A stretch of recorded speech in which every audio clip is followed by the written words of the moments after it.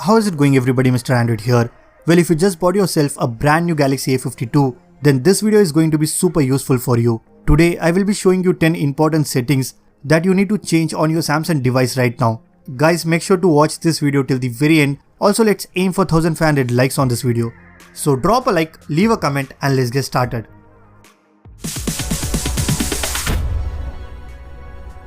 Alright guys, you will notice that I have this brightness bar up front. You won't see it if you swipe for one time. Since we keep changing brightness frequently, it's good to have it when we swipe once instead of twice. Let me show you how you can fix it. Open your notification panel and tap on these three dots. Select quick panel layout and enable this option called show brightness control over notifications. Once you're done, you can easily control the brightness by swiping once on your screen. Next, if you have applied a screen protector on your phone, then you need to enable one very important setting. Just go to your phone settings and then to display, scroll it down and enable this option called touch sensitivity.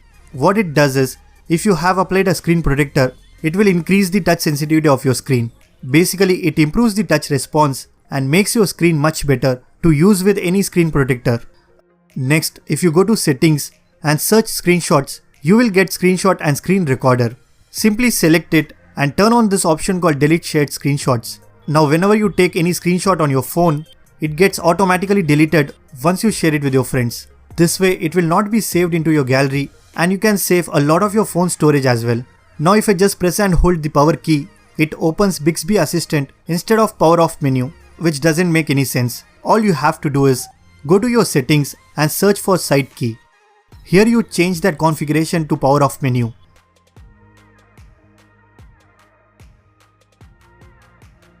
Similarly, you can configure the double press action. If you double press the power button, it opens the camera by default, but you can easily change it and open any favorite application of yours. Now if I double tap, it opens YouTube, which is more useful for me.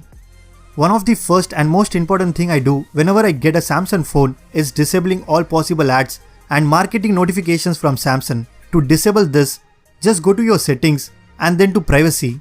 Here you have an option called receive marketing information. It will be turned on by default.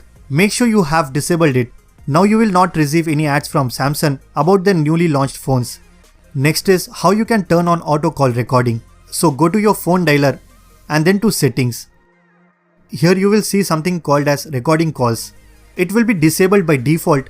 You can turn it on and you can also choose for which number you want to record the calls automatically. In case if you don't have this on your phone, it's probably because your country doesn't allow for this feature. Next in the dialer setting, you also get the option to change how incoming calls appear on your screen. Select this option called call display while using apps and change to mini pop-up. Also make sure to enable keep calls in pop-up. What it does is, when you are using any application or playing games on your phone, if you receive any call, it notifies you in a pop-up window like this. So it doesn't take up any space and you can continue doing your task while speaking to your friend. Next is how you can optimize your Samsung phone directly from your home screen. Just tap and hold on your screen, select widget, and then add this widget called device care to your home screen. Once you're done, now whenever you want to optimize your phone and free up some RAM, then simply tap on this icon. Without this widget, you have to go to your settings and then to device care every time you want to optimize your phone. Instead, make sure you have added this to your home screen. It definitely saves a lot of your time. One thing that I love about Samsung devices is the animations. It looks beautiful and smooth, but at the same time, it feels a bit slow. So if you want to reduce the animation speed and make your device feel faster, then all you have to do is go to your settings, about phone, software information, tap on this build number for 7 times. Now you will get the developer options. Just go inside and scroll it down. Reduce all 3 animations by 0.5. By doing this, your phone feels much faster and you still have this beautiful animations as well. There are times when we mute our phone and forget to put it back to normal mode. So if you are in a meeting or you just want to temporarily mute your device, all you need to do is go to your notification panel, tap below the sound icon and you will get this option called temporary mute. Simply turn this on and it even lets you set the timer. So it automatically changes back to normal mode after that specific time.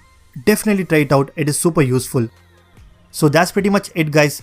These are 10 important settings that you need to change on your Samsung Galaxy A52 right now. Guys, make sure to subscribe to this channel because a lot of A52 videos will be coming for you. If you guys like this video, then be sure to hit that like button. Subscribe to this channel if you haven't already. I am Mr. Android and I will see you guys in the next one.